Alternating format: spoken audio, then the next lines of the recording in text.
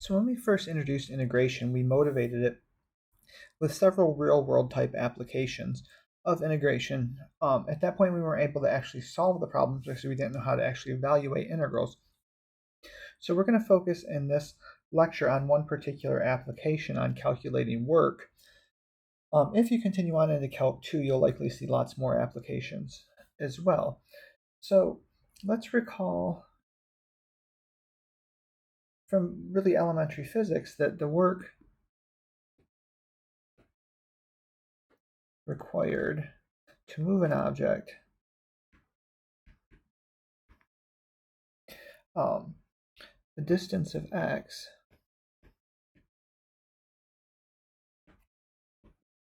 under a constant force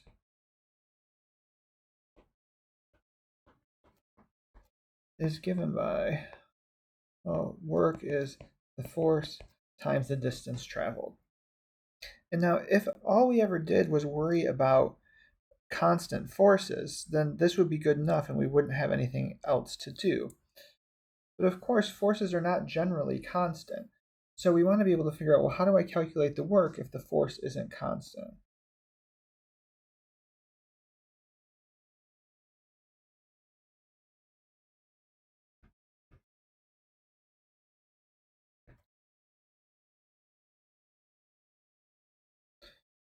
Okay, or if the distance isn't constant.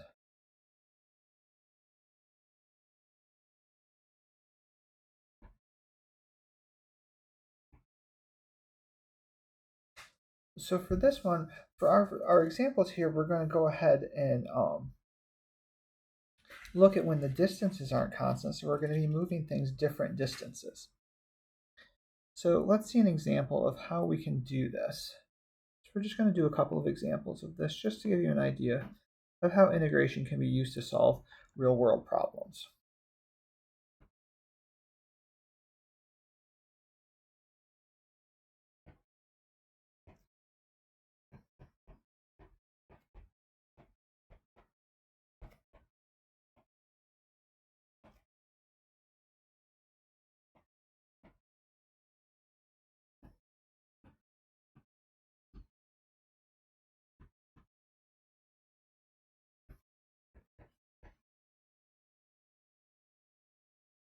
Okay, so we have a chain that's 20 meters long. It's hanging off the side of a building, and this chain has uniform density 2 kilograms per meter. Okay, so let's ask, how much work does it take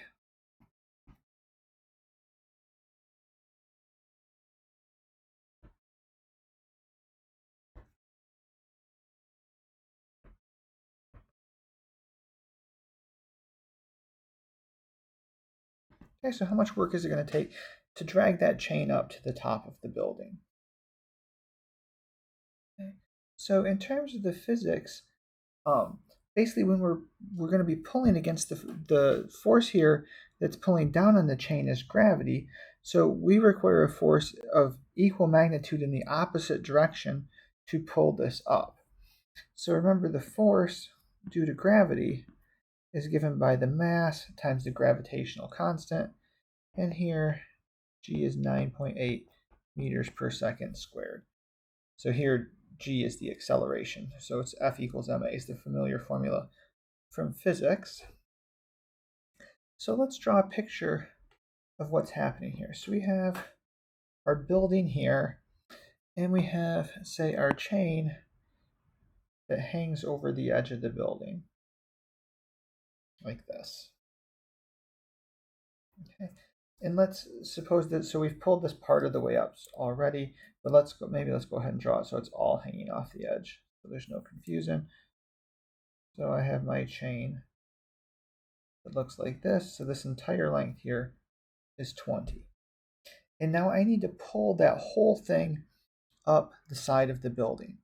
So if we go down a distance, say, of y, so this distance is y from the top, and I take a little piece of this chain there, I can say, well, I have to pull that little piece approximately a distance of y.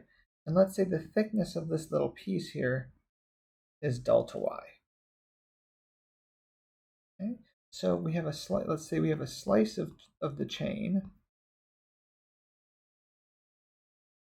of length delta y. So then the mass of this slice, right, mass sub slice, this is approximately, remember the density is 2 kilograms per meter, so it's 2 times delta y, approximately, right? Since the density is constant here, we can say that these are actually equal. So we could do this problem with a variable density as well, and it wouldn't make much of a difference in terms of our approach. So then we can ask, well, what is the force on this slice?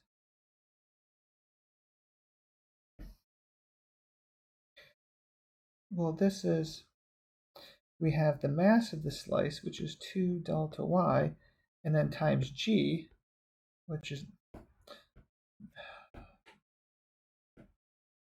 9.8. I don't know what's going on with is 9.8. So this is 19.6 delta y. And now the work here is the force times the distance we move. And now notice that the little slice doesn't all move a distance of y, so now we're going to have it be approximately. So the work to move that slice is approximately the force on the slice times y, and the approximation is becoming because not everything moves a distance of y on that. Like one end will move a distance of y, the other end would move a distance of y plus delta y, and then everything in between. So this is approximately 19.6 delta y times y. And so that's the amount of work that it takes to move this little slice here all the way up to the top. And so now what we want to do is we want to think about breaking this chain up into a bunch of little pieces. So let's go ahead and do that. So let's let y0 be equal to 0. And then let's let y1 be equal to y0 plus delta y, y2, y0 plus 2 delta y, and so on until we get to yn, which is y0 plus n delta y. And here our delta y we can say is 20 minus 0 over n. So we've broken this up into, the length of the chain was 20, so we've broken it up into n equal pieces. And so if we think about what each of these is, y1 then is, well, it's delta y, so this is 20 over n. y2 would be 2 times 20 over n, and so on. yn at the end would be n times 20 over n, which is 20, which is what we would expect. So now if we think about the work to move each of these slices, let's use a left-hand sum approximation.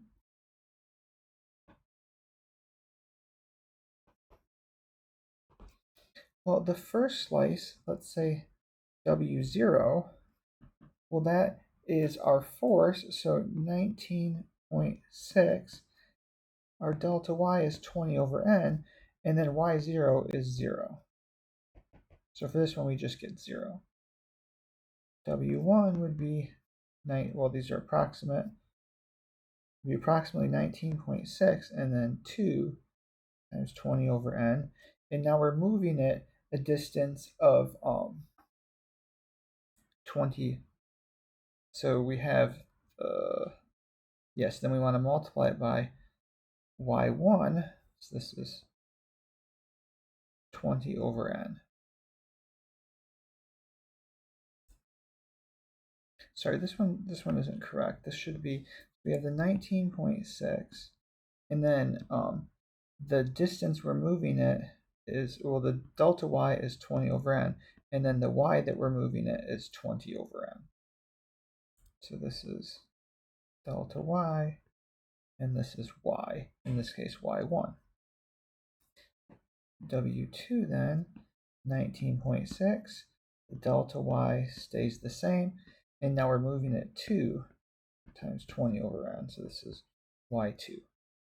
And so on until we get up to wn minus 1, which is approximately 19.6.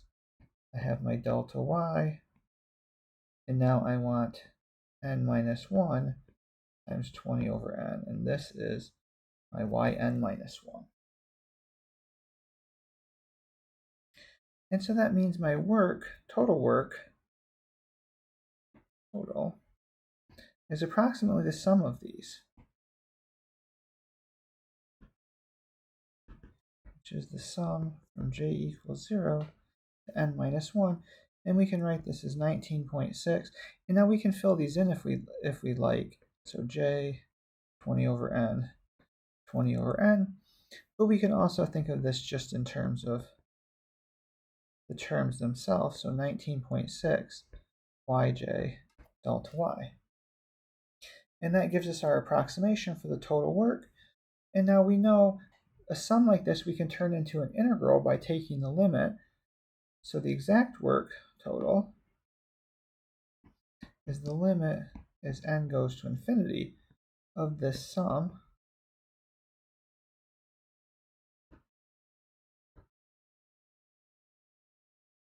and we can recognize this as the definite integral from 0 to 20 of 19.6y dy. And then now this is an integral we know how to evaluate, so this is 19.6, and then the integral of y is 1/2 y squared, and I want to evaluate that from 0 to 20. So this is 19.6 over 2 times 20 squared, which comes out to be 3920, and then work is measured in Newton meters because the unit of force is newtons, and then the unit of distance is meters here. So we see, like, if at first glance it might be quite difficult to figure out how we would find the work to move a chain up because each piece is moving a different distance, but this shows us how we can turn it into an integral, and then once we have it as an integral, we can actually evaluate and figure out exactly what that amount of work is. Okay, for our last example, we're going to do another work problem, obviously. So we're going to calculate the work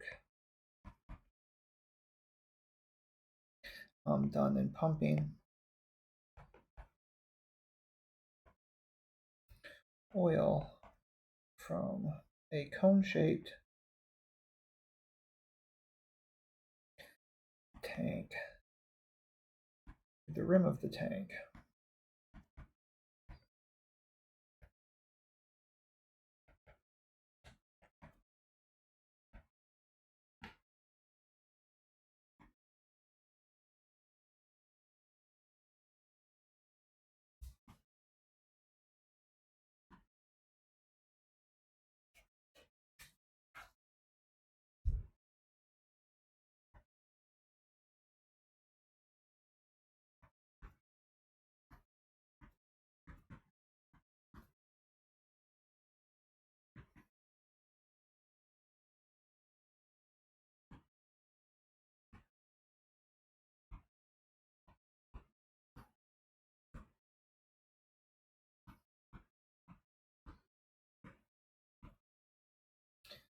Okay, so we're going to calculate the work done in pumping oil from a cone-shaped tank to the rim of the tank. The oil has a density of 800 kilograms per meter cubed, and the vertical depth of the oil is 10 meters. The tank has a height of 25 meters and a radius of 10 meters at the top. So maybe let's start by just drawing a quick picture of what we're looking at here. So we have a cone-shaped tank, so it looks something like this. And so the total height here is 25. The radius at the top is 10. And then our oil here is a height of 10 meters. So let's say it looks something like this. And what we want to do is we want to pump all of this to the rim of the tank. So what we want to do is the same thing we've been doing So far, we want to think of taking a slice of this oil. So let's think of a little slice here. So let's make this be at a height of h and the thickness delta h. And let's say this radius here is little r. So the first thing we need to do is we need to calculate the volume of this slice. So V of slice.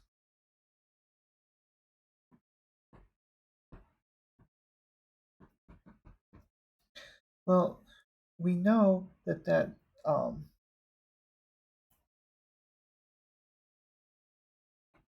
we can approximate that slice as a little cylinder as long as the delta H is small. So it's going to look something like this. Obviously, it's not exactly this because of the fact it's a cone, but if delta H is small, it's approximately, the slice looks approximately like this. So then this would be R, and so our volume here should be approximately pi r squared delta H. But now we don't want the two variables r and h both in it, so we'll use similar triangles to get rid of those. So we know that the radius here is 10. So if we think of a similar triangle here, this is r, this is h, this is 25. So we can say r over h is 10 over 25, which is 2/5. And so r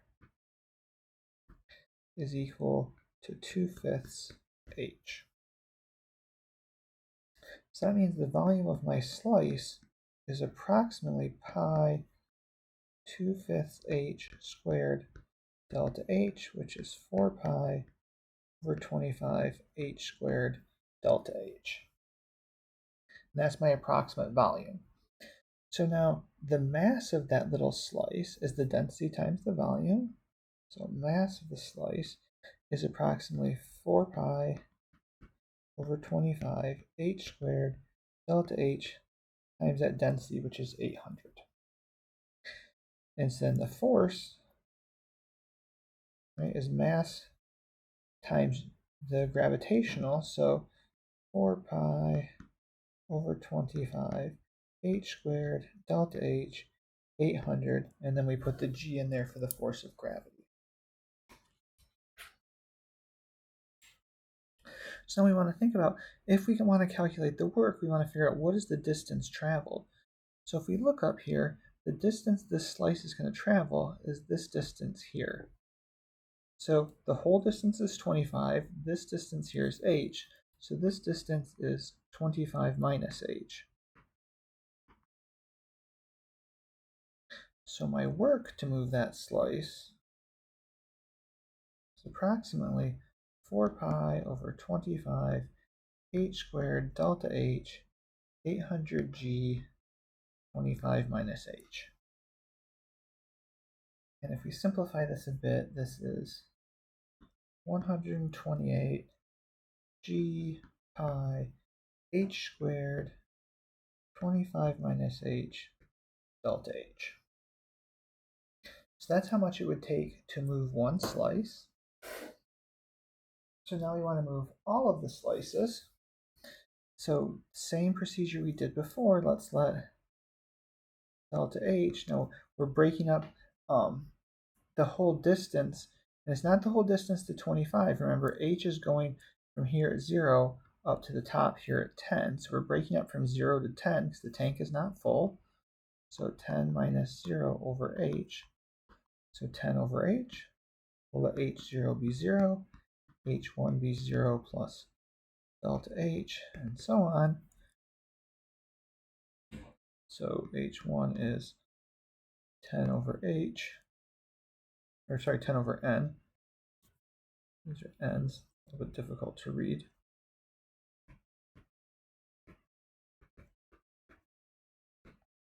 And so on.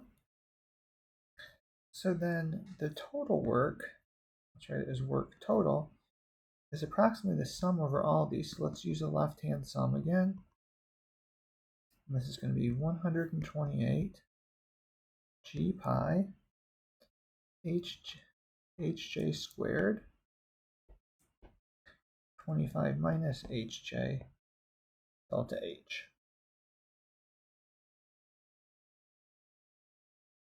And so then we get the work total, if we want to make it exact, is we take the limit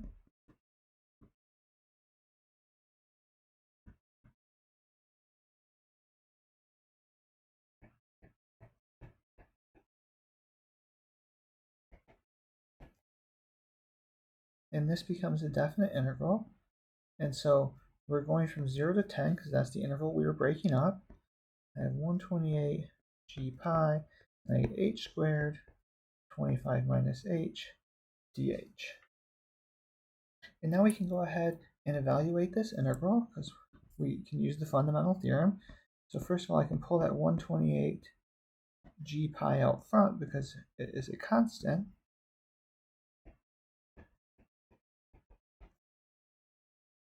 Now we'll go ahead and FOIL this inside part out.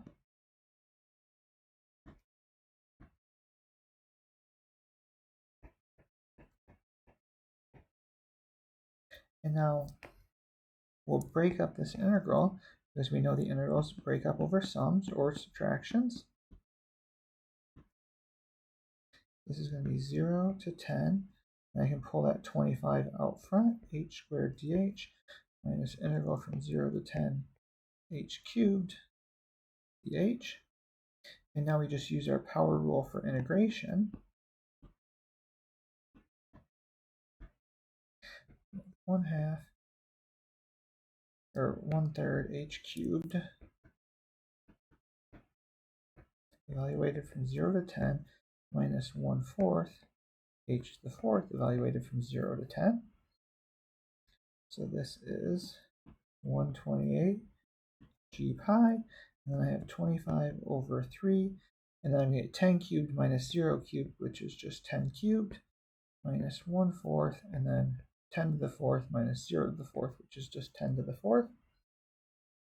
And so this, if you plug it into a calculator, is about 22,988.6 Newton meters. And that's how we calculate that work. So this lecture might have seemed like a physics lecture. We only did 2 problems, so it wasn't a long lecture, but might have seemed like a physics lecture, which one, it does seem like a physics lecture because we're just calculating work of a couple of examples.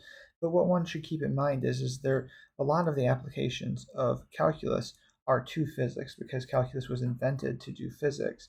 There's lots of other applications now, as we've seen, to economics, biology, all kinds of areas, but a lot of the original ones are due to physics. So there are always a lot of physics examples on how to use calculus. So like I said, if you continue on to Calc 2, you'll likely see lots more applications of how you can use integration. So we saw already briefly income streams for economics as an example. So you can also use this for calculating probabilities with probability density functions as just a couple more examples of things that are not physics that likely you'll see with integration.